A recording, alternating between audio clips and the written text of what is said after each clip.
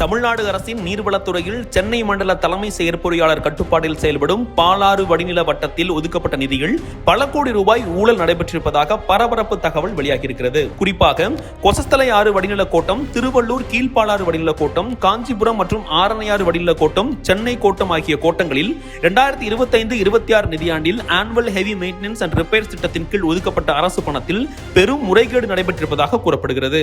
நிதித்துறையின் மூலம் GON 80 மற்றும் 89 மூலம் பீரியாடிக்கல் மெயின்டெனன்ஸ் தலைப்பின் கீழ் நீர்ப்பாசன உட்கட்டமைப்பு பராமரிப்பு பணிகளுக்கு தமிழ்நாடு அரசு நிதி ஒதுக்கியது. இதனைத் தொடர்ந்து 27/2/2026 அன்று இன்ஜினியரிங் இன் சீஃப் மற்றும் சீஃப் இன்ஜினியர் ஜெனரல் அலுவலகம் மாநிலத்தின் பல பாகங்களுக்கு நிதி ஒதுக்கீடு செய்தது. அதன் பின்னர் 2/3/2026 அன்று சென்னை மண்டல சீஃப் இன்ஜினியர் தன்னுடைய கட்டுப்பாட்டில் உள்ள பிரிவுகளுக்கு நிதியை பகிர்ந்தளித்தார். சென்னை மண்டலத்திற்கு மொத்தமாக ரூபாய் 25.43 கோடி ரூபாய் ஒதுக்கப்பட்டு அவை 10 பிரிவுகளுக்கு விநியோகிக்கப்பட்டிருக்கிறது.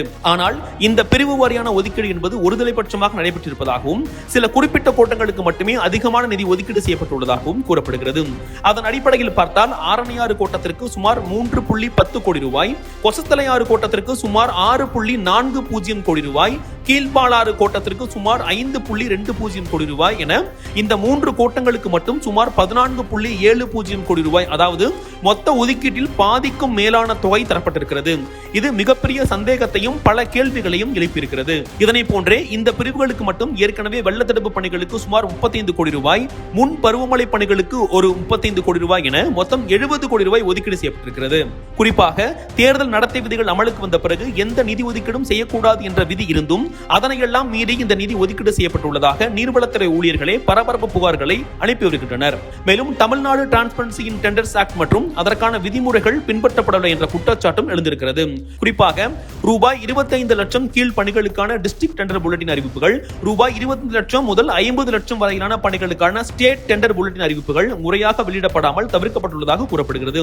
அதே நேரத்தில் சில பணிகள் திட்டமிட்ட வகையில் துண்டிக்கப்பட்டு டெண்டர் நடைமுறைகளை தவிர்க்கும் வகையில் வழங்கப்பட்டுள்ளதாகவும் பெரும் குற்றச்சாட்டு எழுந்திருக்கிறது.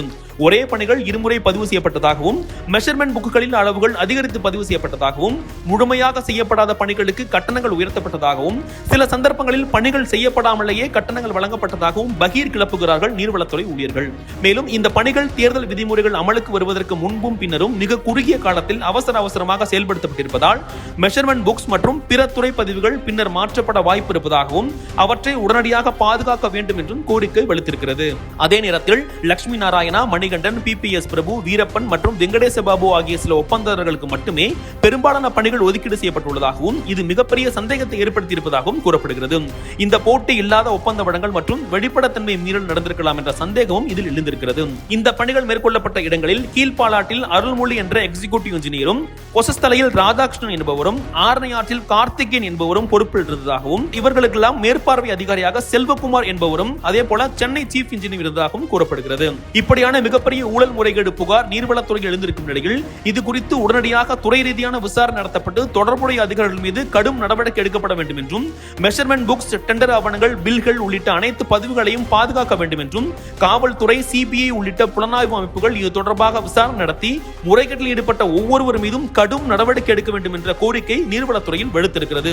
இந்த விவகாரம் தொடர்பாக பல்வேறு துறைகளிலும் மாவட்டங்களிலும் சிறப்பாக செயலாற்றி தற்போது நீர்வளத்துறை செயலராக உள்ள ஜெயகாந்தன் IAS அவர்களிடம் விளக்கம் கேட்டபோது நாம் குறிப்பிட்ட புகார்கள், முறைகேடுகள் குறித்து விசாரிப்பதாகவும் உண்மை நிலவரம் என்னவென்று விசாரித்து விரைவில் பதிலளிப்பதாகவும் தெரிவித்தார்.